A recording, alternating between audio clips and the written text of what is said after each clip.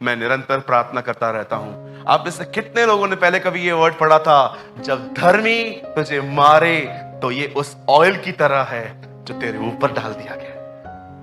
आपको पता है, जब आपकी जिंदगी में कोई आपको डांटता है, कोई आपको करेक्ट करता है, ही इज अ पर्सन जो अपने शब्दों से आपको मोल्ड कर रहा है, वो आपको शेप दे रहा है।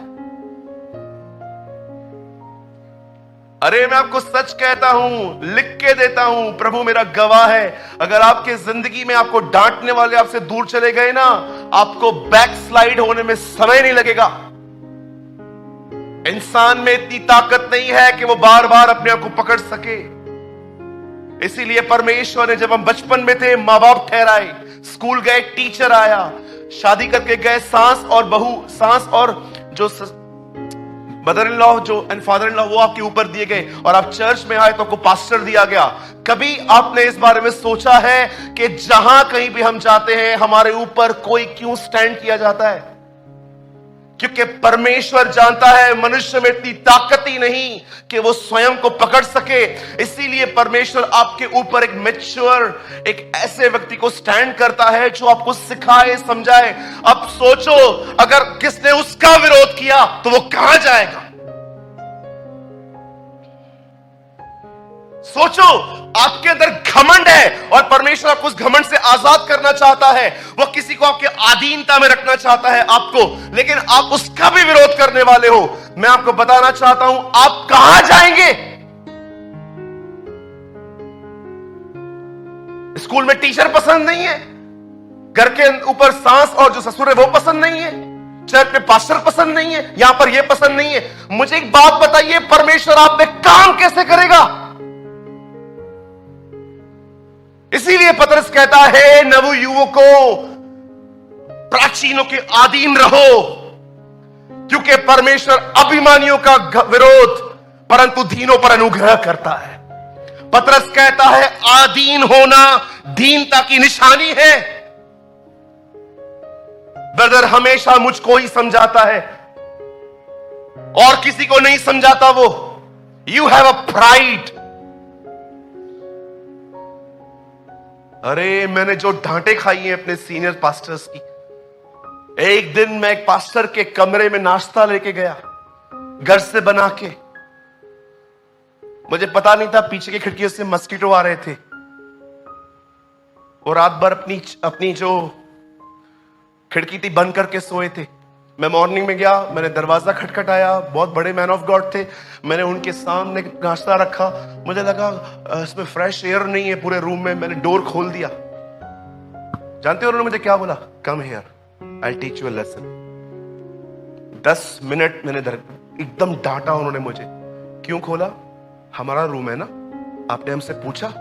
उनकी वाइफ आई, उन्होंने अलग भाषण दिया। मैं वहां से बाहर से निकला, मैं रो रहा था।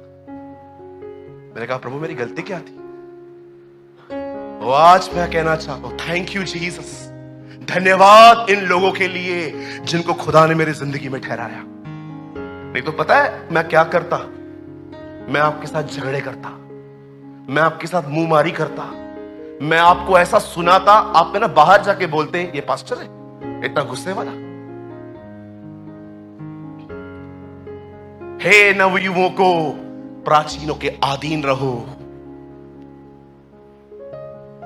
क्योंकि परमेश्वर घमंडियों का सामना परंतु दीनों पर अनुग्रह करता है। अगर आपको आज महसूस हो रहा है ना कि यस ब्रदर, आपकी बातें मुझे चुभ रही हैं, जानते हो व्हाट इज योर आंसर? यहां से कैसे बाहर आ सकते हो?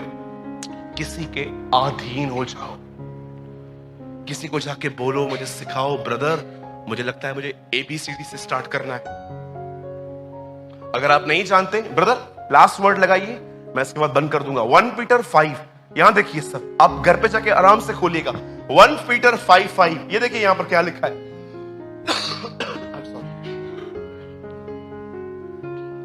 हे नवयुवकों, वो यूथ को क्यों लिखता है?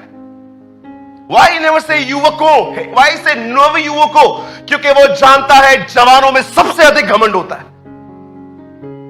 हे नवयुवकों, तुम भी विधु पुरुषों के अधीन रहो, वरन तुम सब एक दूसरे की सेवा के लिए दीनता से कमर बांधे रहो। मैं आपसे पूछना चाहता हूं, एक दूसरे की सेवा कर रहे हो कि एटीट्यूड दिखा रहे हो इन दिनों में?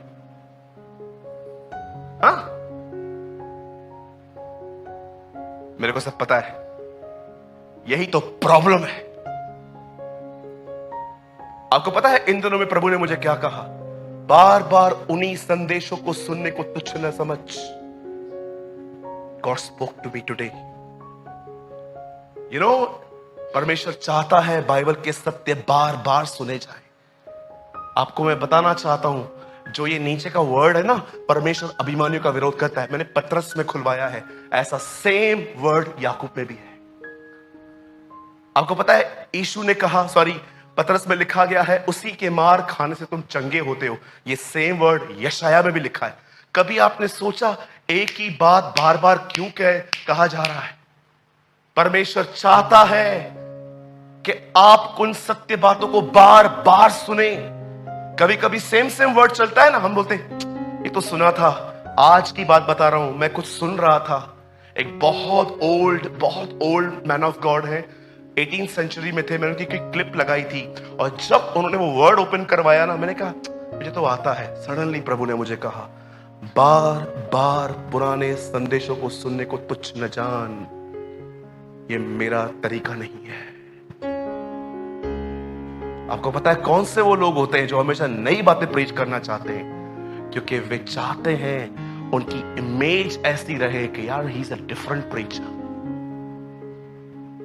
हे नवयुवकों, विद्यु पुरुषों के अधीन रहो, वरन तुम सब एक दूसरे की सेवा के लिए दीनता से कमर बांधे रहो, क्योंकि परमेश्वर अभिमानियों का विरोध करता है। मुझे बताइए, अधीन रहने के नीचे घमंड का जिक्र क्यों किया गया?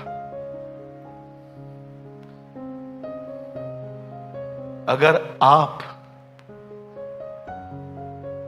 इतने से कांदे में खाना बन जाता है और आप 1 किलो काट रहे हो और आपकी सांस आपको आके कह रही है बेटा ध्यान दे, क्या गलत कहा उसने आपको जो आपको बुरा लग रहा है? हाँ, मैं एक वाइन शॉप पे काम करता था मुलुंड में। खुदा में आने के बाद मैंने वो जॉब लीव की थी। एक दिन मेरे हाथ से बॉटल टूट गई, बहुत महंगी बॉटल थी वो। मेरे बॉस ने सुबह से लेकर रात तक मुझे ताने मारे, गालियां दी, सिर्फ हाथ नहीं उठाया। और मैं उन दिनों में खुदा में आ चुका था। मुझे प्रभु एक डे 1 से कह रहा था, यू डिजर्व, तूने गलती की है, तुझे सुनना है। कब तक कहां से भागोगे? ये गलत है, ये गलत है, ये गलत है, ये गलत है, ये गलत है। आप कहीं नहीं हो। हाँ, आप कहीं नहीं हो।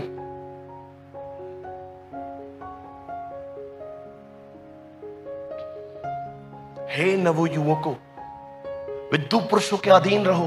एक्चुअली ये इंग्लिश में ब्यूटीफुल है ब्रदर, इंग्लिश में लगाइए ERV में। मैं आपको इंग्लिश में पढ़ के बताता हूं। It's really and in the same way let the younger man B rule by the older one.